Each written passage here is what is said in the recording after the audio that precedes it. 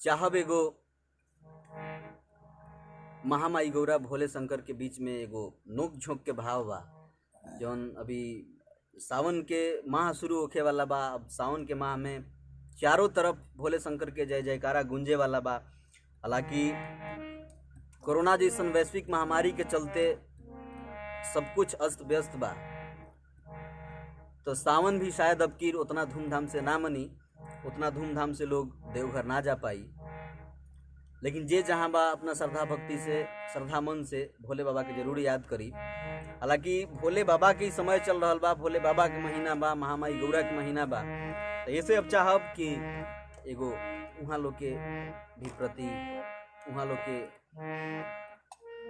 श्रद्धा में एगो गीत पेश होके और हम शुरू कर रहल बानी। बड़ा सुंदर गीत बार हुआ सब सुन ले हो कब।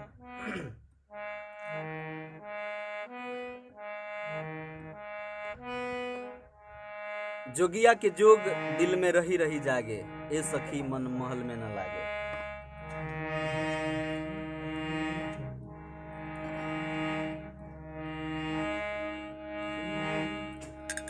हर की पीर पीरतिया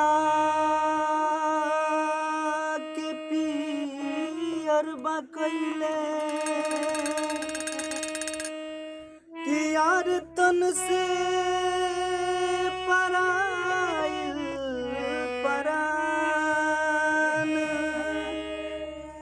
कि नैना चकोरी निहारेला चनवा। ए सखी हो ये के टके बाटे देखत आसमान।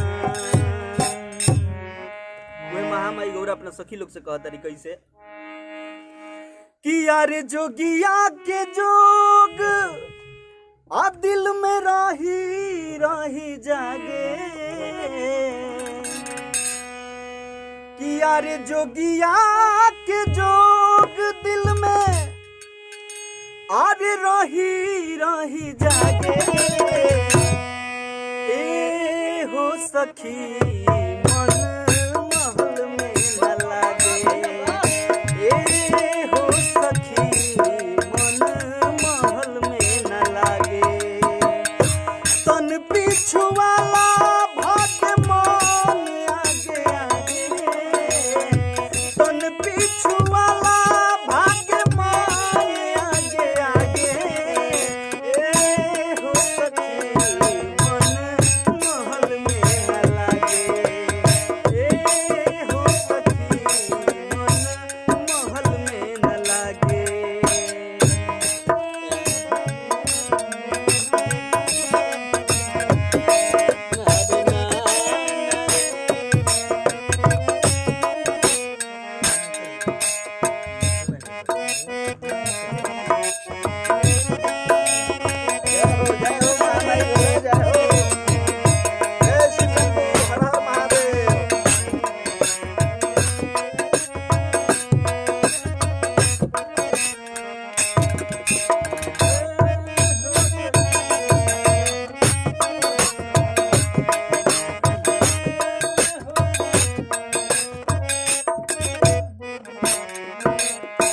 महामाई गौरा अपना सखी लोग से कहता रही कैसे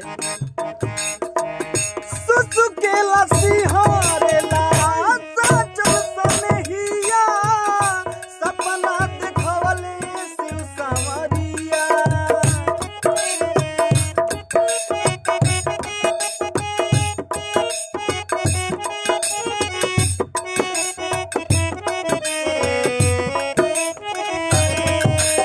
और का सतरंगी सुनैना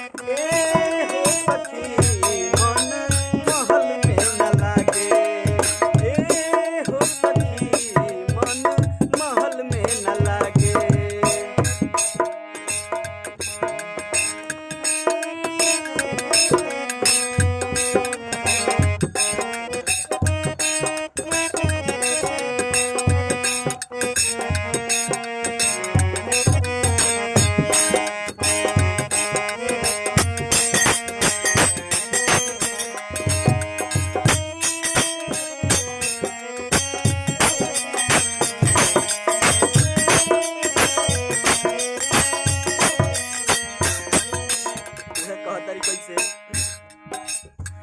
तन हम पवनी तप में तब काहे देर बा मिल नइखे होत भोलेनाथ से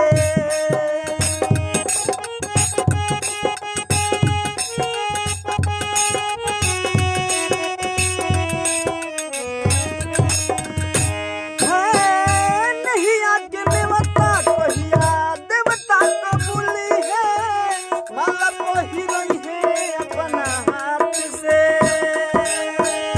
विरह के अगिया मन में रही रही जागे विरह के अगिया हमरा देही